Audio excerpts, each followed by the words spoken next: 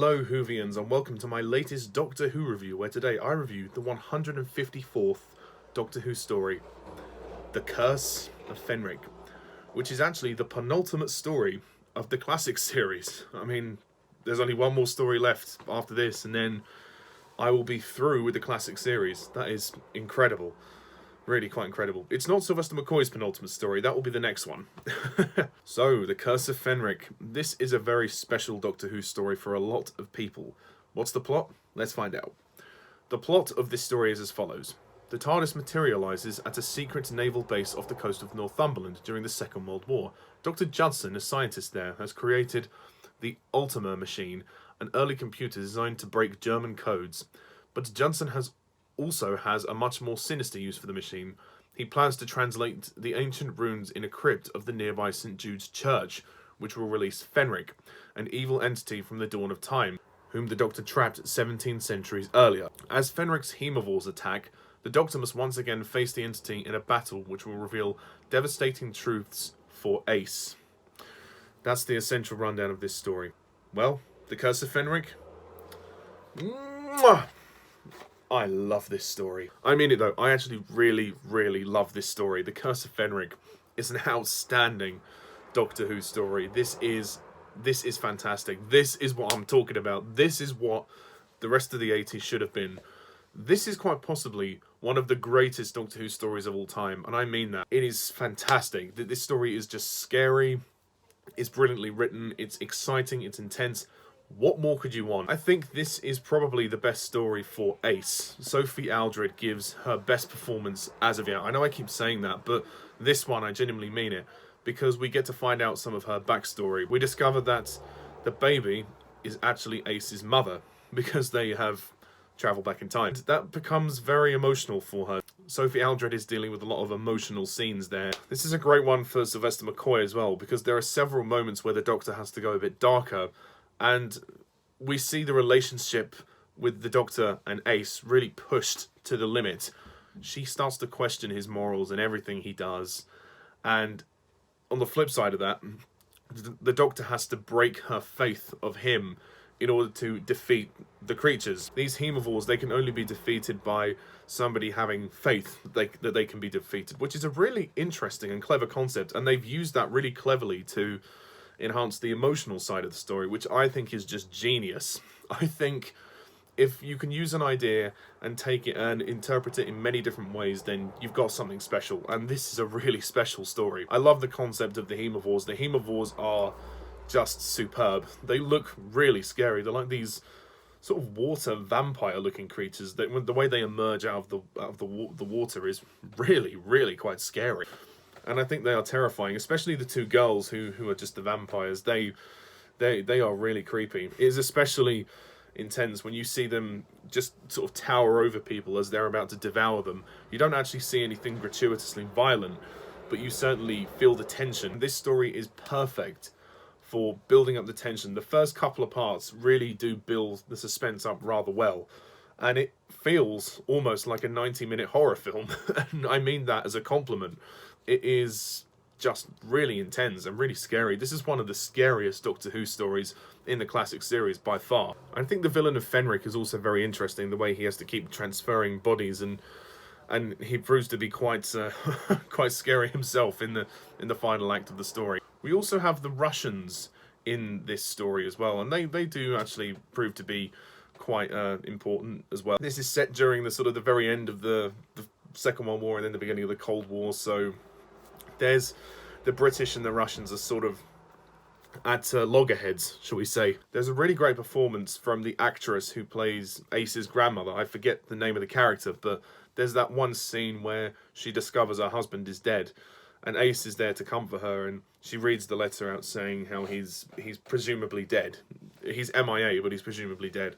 And I really like the fact that this story touches on a lot of emotional levels as well, because during the war, obviously this happened, you know. Women were left behind and they lost their husbands, and so many people lost their lives during the war. So I really appreciate that the story was compassionate enough to make time for that, to reflect the actual time, because it is a big piece of our history.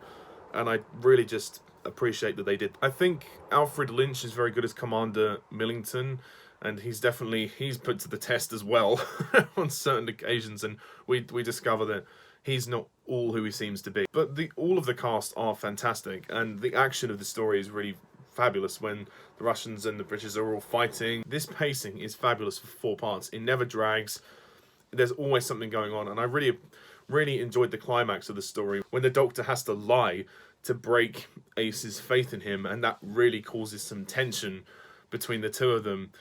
And you can tell in his heart he doesn't want to do it, but he has to do it in order to defeat the creatures. And I love the idea, and the message of the story is, of course, faith. I love the ending when Ace actually decides to jump in the sea and swim to the shore. The ending is lovely because it's Ace kind of washing away all the bad feelings between her and her mother.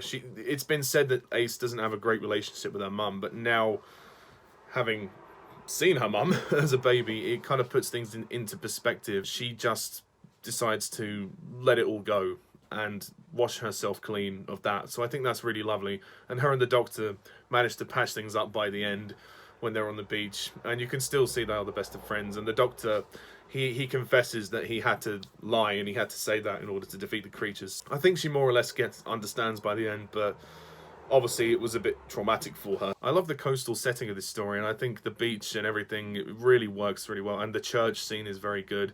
There's that fantastic scene when the priest is actually about to be killed, and the two girls are in the church graveyard. They are climbing slowly towards him, but luckily the Doctor comes in just in time. But then later on, the priest unfortunately does lose his life.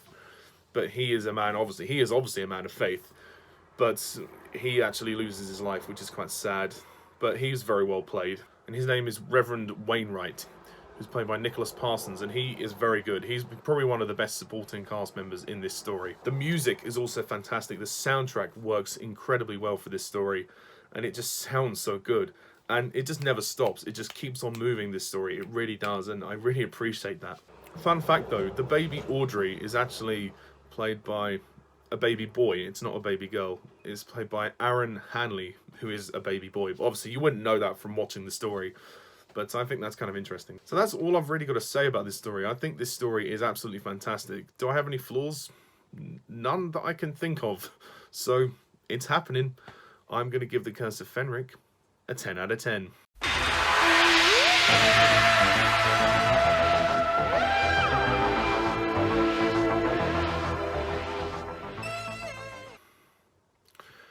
Yeah, this is an amazing story. It really is. This is definitely what Doctor Who is and should be. It encapsulates the show for me. And you can see that they were really making the effort to get this show back to where it was before. And I believe this story was kind of one of the first few stepping stones, like Greatest Show in the Galaxy, to get things back to how they were. But alas, we now come to the final story of the classic series. Sadly, the BBC just lost confidence in the show, and obviously the ratings, sadly, were not there at the time. This season was the last season of Classic Who, which is a real shame. We have one more story left, which is Survival, which is the most ironic title you can ever imagine.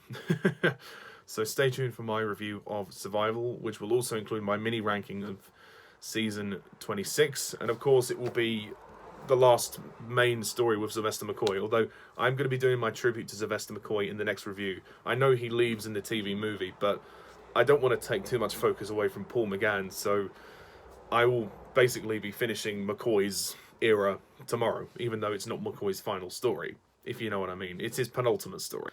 But anyway, thank you very much for watching, and stay tuned next time for my review of Survival. And until next time, I'm Mr. Tarlis11. See you soon. Bye for now.